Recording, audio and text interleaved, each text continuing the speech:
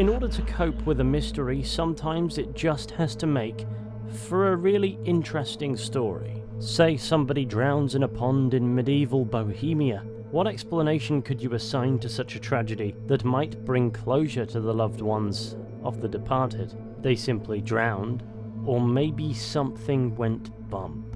If you're surrounded by a wealth of folklore, sometimes your mind will go there subconsciously when contending with the unexplained. And every once in a while, that tale is so convenient, so compelling, that you can't help but wonder if there might be some truth to it. That is the case for today's video, for we're returning to the absolutely stunning Trotsky region to investigate a pond and its relation to a supposed monster. This is Rocktower Pond, and supposedly it is the turf of a creature known as a Water Goblin.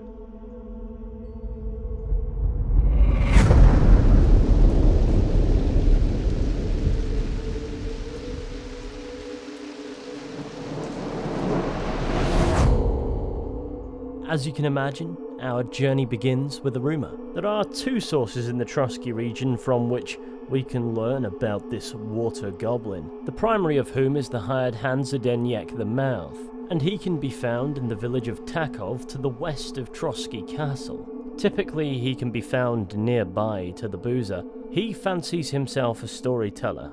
They don't call him the Mouth for nothing, and compared to other possibilities, that one is pretty tame. Now, in order to convince him to tell us a story, we need to pay him somehow. We can tell him a story ourselves to limited success depending on our speech level. We can also give him money or alcohol. Once our transaction is complete, he will give us a choice. He can either tell us a sad story or a scary one. So what kind of story would you like to hear? We can also ask him to tell us an informative story, but the one we want to select is the scary one. If we do, this is the story Zdenyek will tell us.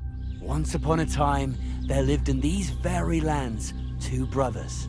The older was called Kuba, the younger, Matthias. They were both woodcutters, like their father and his father before him.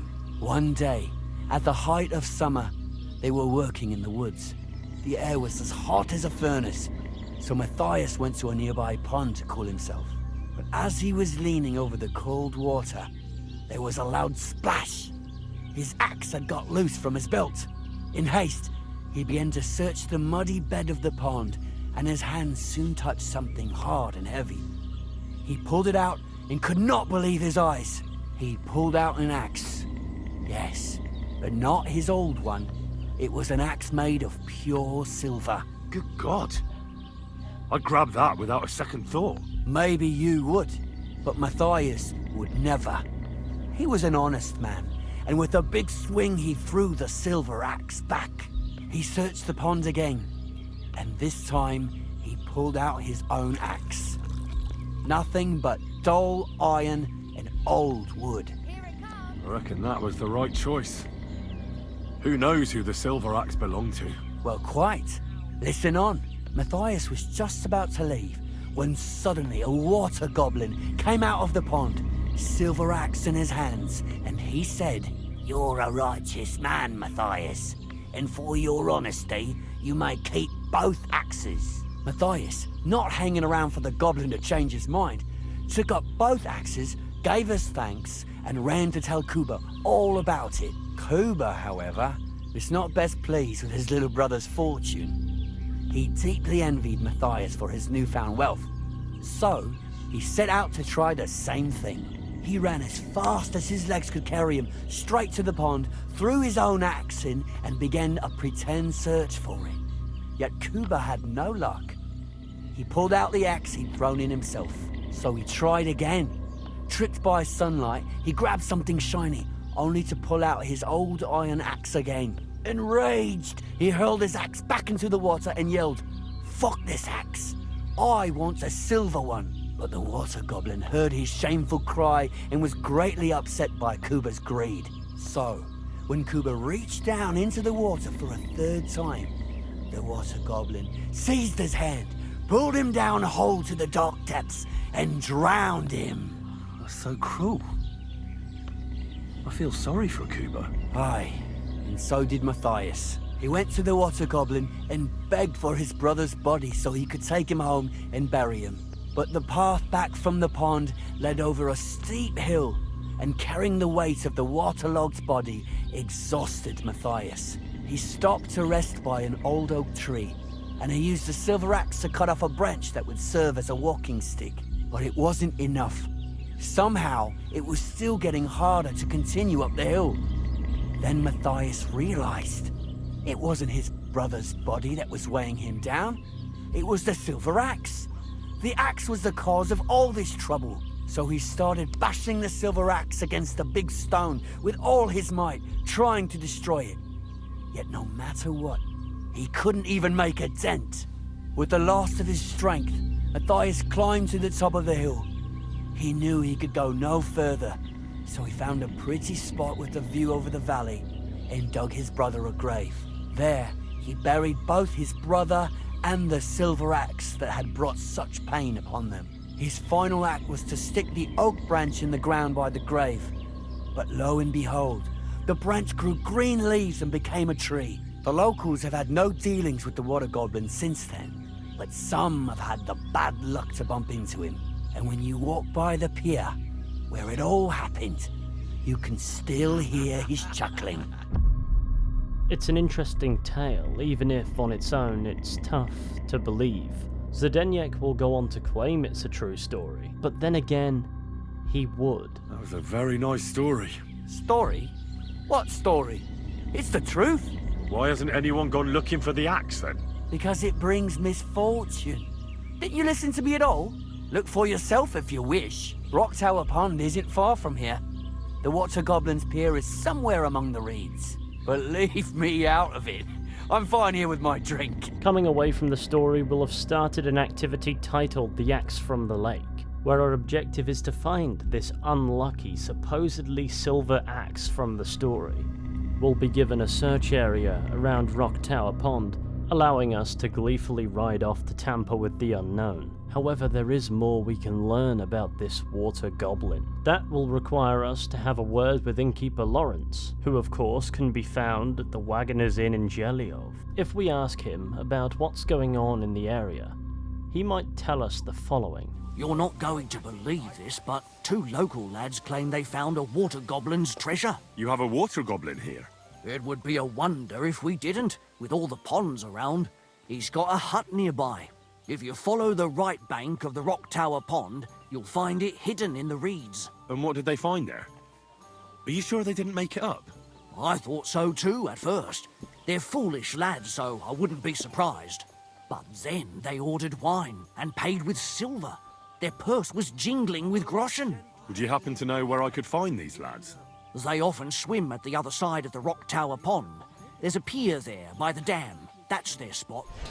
2 local lads have been claiming they found a Water Goblin's treasure around Rocktower Pond, the same location as the story from Zdenyek. It would seem there are multiple locations linked to the Water Goblin situated around the pond. A pier, a sunken hut, wherever these lads found the treasure, and wherever they took it. Then of course there's the axe to account for, Kuba's grave. There's a lot to unravel, but before we do any of that, let's turn our mind to asking the key question. What is a Water Goblin?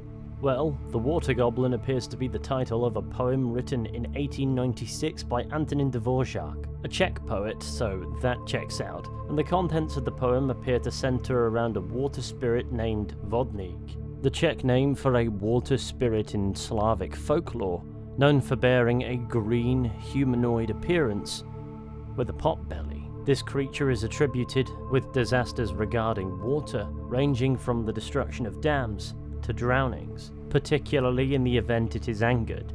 Just like Zdenyek's story, Kuba angered the Water Goblin, so it drowned him. In Czech folklore, these water spirits that occupy ponds are considered to be more aggressive. These water spirits were also believed to keep the souls of the drowned departed in pots. It's said they lure people into the water for the purpose of drowning them. So as you can imagine, the 2 village boys who supposedly found a Water Goblin's treasure and have now gone for a dip are in unimaginable danger. They allegedly found its silver, have been spending it wantonly, and have now gone to take a dip in its domain. If there's any truth to this tale, I don't imagine the Water Goblin's going to take that insult lying down. First, let's verify Zdenyek's story. He claims the brothers Matthias and Kuba encountered the Water Goblin at a pier. There are many of those on Rocktower Pond, but this location also serves as the beginning of the treasure hunt for the axe. It's situated here as indicated by the character icon on the map. Henry will audibly confirm we are in the right place.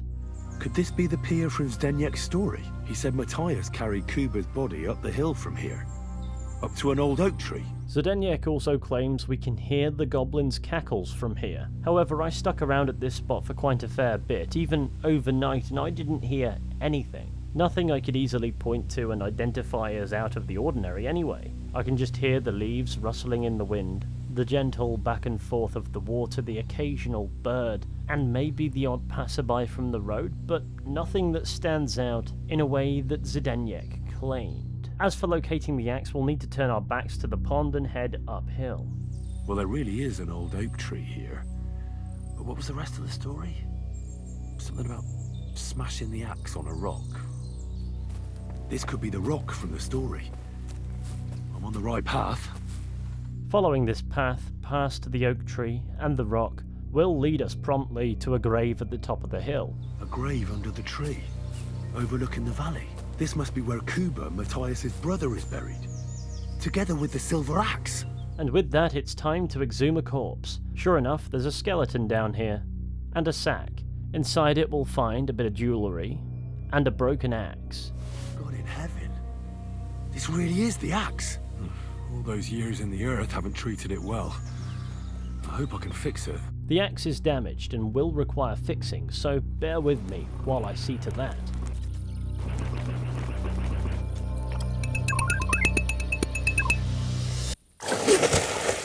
That bit's always satisfying, even when you balls it up. Reforging the broken axe gives us the adorned axe. Up close it looks a bit like this. On the sides of the bit it has a rather muted but expressive design that I'd argue depicts a reptilian or even amphibious creature with 2 eyes and sharp teeth. Maybe I'm imagining things here, so it may not be depicting the Water Goblin at all, but that effect is no doubt intentional. If we bring the thing to Zdenyek, he'll have the following to say about it. What? But that's impossible. Where the hell did you find it? On the hill by Rocktower Pond. It didn't look like this, though. I had to polish it up a little.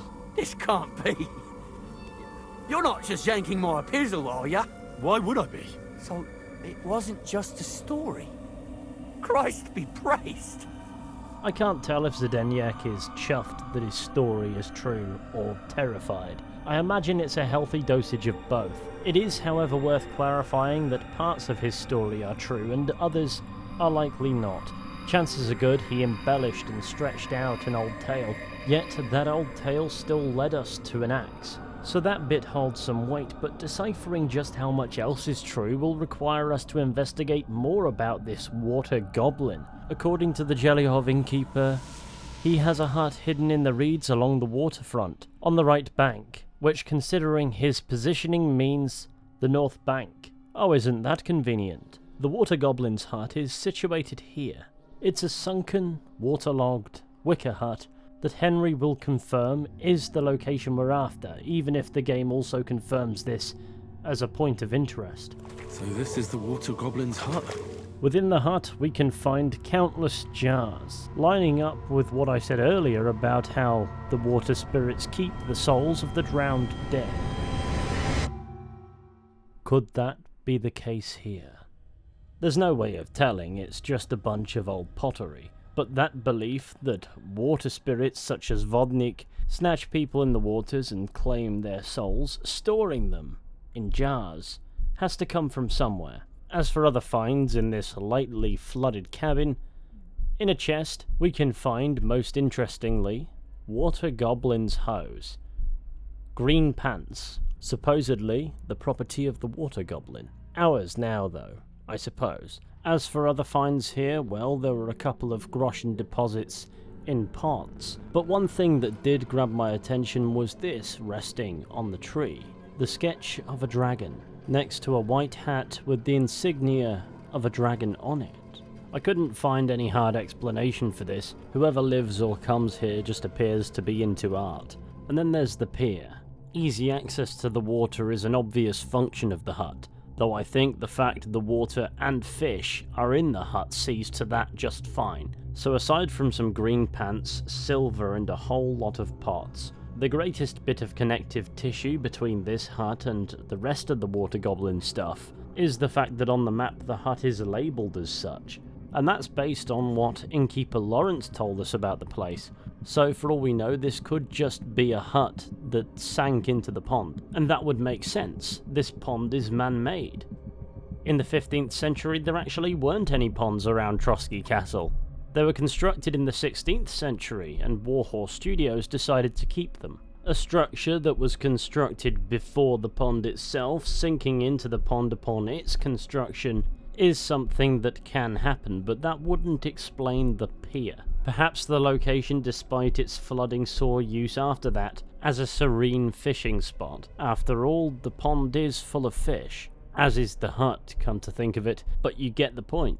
There's a rational explanation here. The question I present, however, is will that continue to be the case? Because next we need to track down those lads who supposedly found the Water Goblin's treasure. Innkeeper Lawrence suggested we search the pond's southwestern corner, and sure enough we'll get the point of interest of a bathing spot over that way, situated just a bit further west from the nomads' camp. Sure enough, the discovery here is not a fortuitous ending for our fortunate fellows. On the pier we can see they've gorged themselves on fine foods and wine, but in the water we can see that meal was their last. Ah, poor fella. Looks like he drowned. This one drowned too.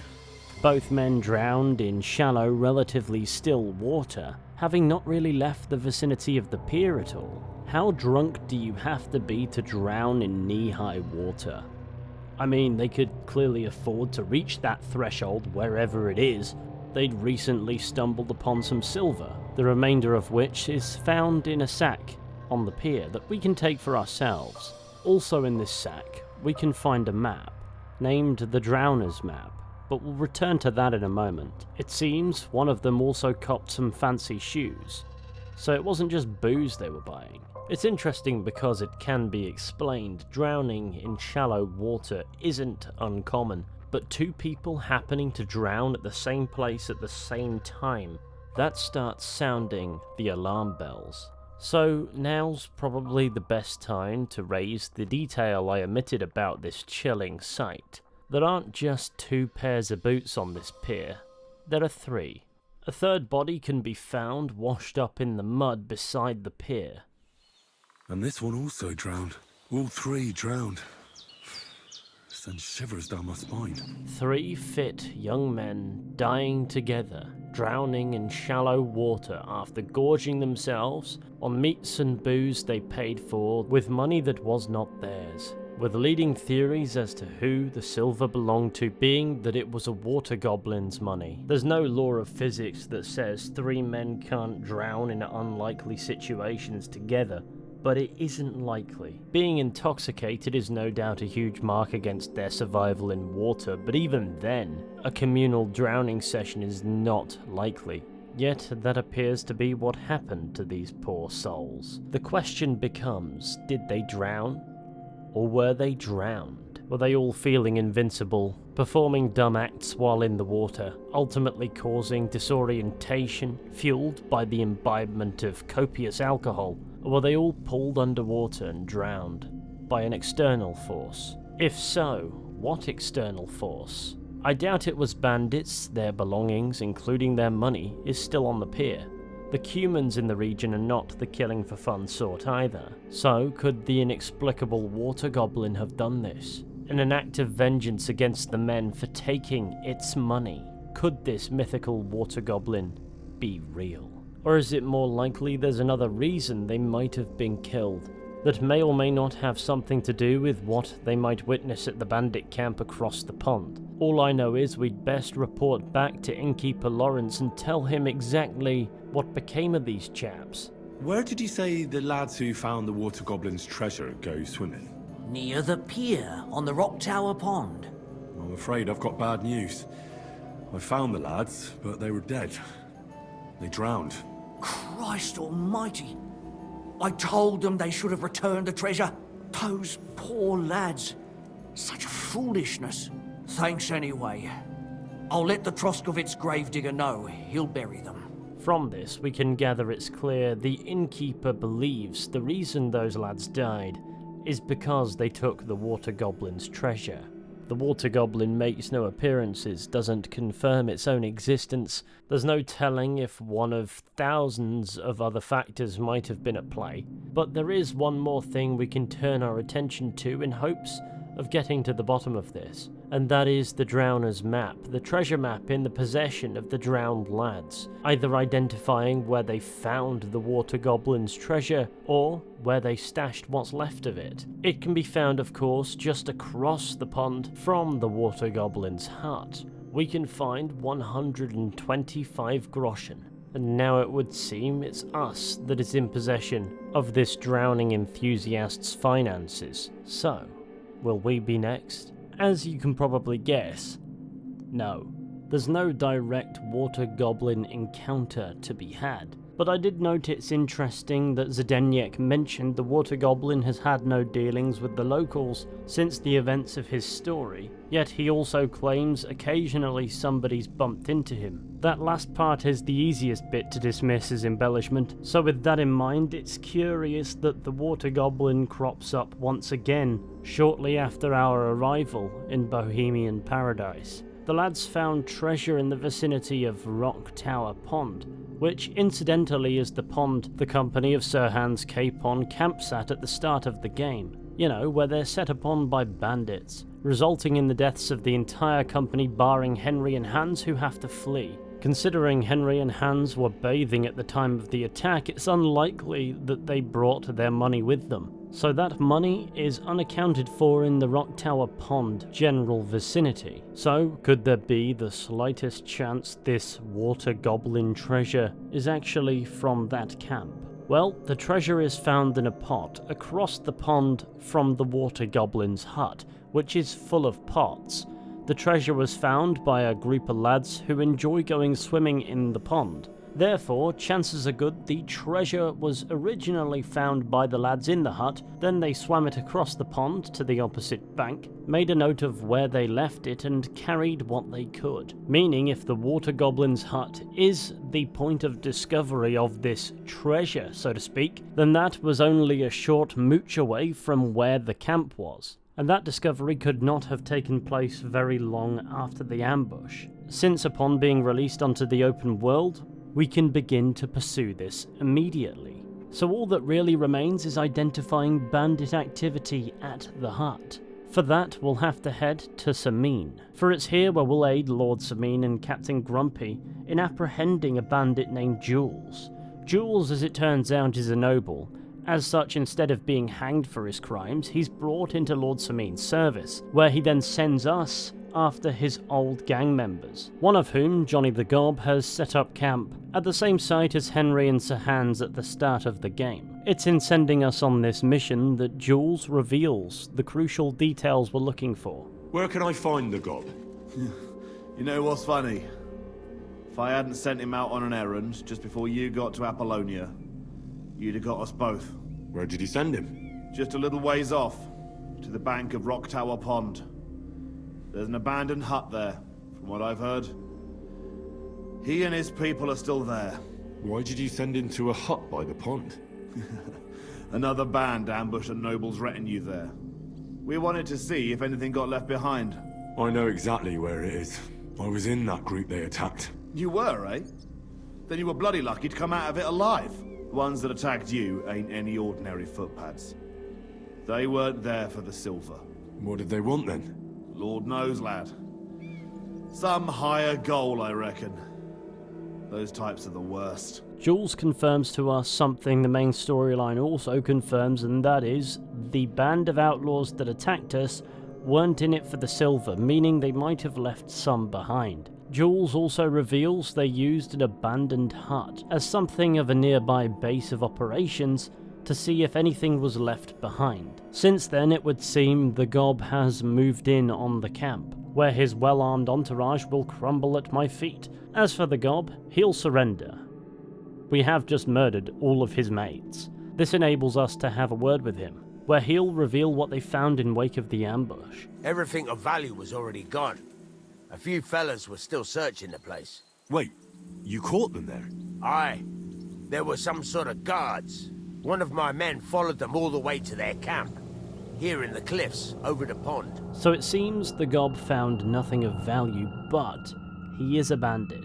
That doesn't exactly scream honesty. So maybe he's lying to us and did find some money at the camp and then stashed it in the hut. What convinces me it's the hut in question is because it's the only hut around. There's an abandoned cottage near the campsite, but all that remains of that is a bit of wall and a chimney. Furthermore, this hut would be the perfect hiding spot for a bandit, or indeed a stash for a bandit. Why?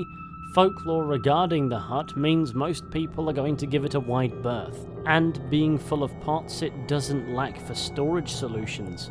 So perhaps even if the money from the camp never found its way there, other money did. But what brings into question the Gob's honesty is the fact that his hint doesn't actually go anywhere. He tells us about some sort of guards who have a camp here in the cliffs over the pond, and that does enlighten us to a bandit patrol on the southwestern corner of the pond atop a cliff, where we can in fact find a couple of bandits who look nothing like guards, if I'm being honest, but they are in the possession of some of the items from Sir Hans's company. But there isn't much in the way of groschen to be found here, and you wouldn't expect Sir Hans to travel financially ill-equipped. So that had to disappear somewhere, and if the bandits that attacked the camp didn't much care for it, and the bandits who have occupied that spot since didn't find it, then somebody out there bloody did. All I'm saying is the timing of these lads supposedly finding the Water Goblin's treasure at a time when a noble's money theoretically vanished in the area, which appears to be all the supposed treasure amounts to. I'd say chances are good the money was originally the property of Sir Hans or Henry. That means the true Water Goblin is not a Water Goblin, it's not even the friends we made along the way. It would seem we are the Water Goblin. But that would leave one question. Who or what killed the lads who claimed to discover the treasure? Could it have truly been a rather unlikely and unfortunate alcohol-induced accident, or maybe somebody did drown them? There are, after all, bandits everywhere around here, and not all of them are necessarily out for silver. Perhaps they witnessed something they shouldn't have seen. Maybe they'd got themselves into a confrontation with others nearby. Or maybe there really is something inexplicable in this pond. But I suppose that boils down to what do you believe? And that is where I must leave this video. My research naturally has been a bit confused by the fact that the Water Goblin has become something of a joke among parts of the fanbase, and you can't help but see why. So to confirm, there are no confrontations with the Water Goblin, or are there? So with that, I bring this video to its close. I thank you all for watching. I hope you enjoyed. If you did, be sure to go ahead, leave a like, subscribe, share the channel with your friends, all that wonderful stuff. It would be massively appreciated. And feel free to let me know what other topics you'd like to see explored in Kingdom Come Deliverance 1 or 2. As for other admin, feel free to join us on our Discord server via the QR code on screen now. I know I do this in an awkward way, I just find it controls ingress rather well. If you can stomach it to the back end of any of my content, you are more than welcome. And with any luck, I'll be catching you all very soon with another video at some point. But until next time, please take care and goodbye.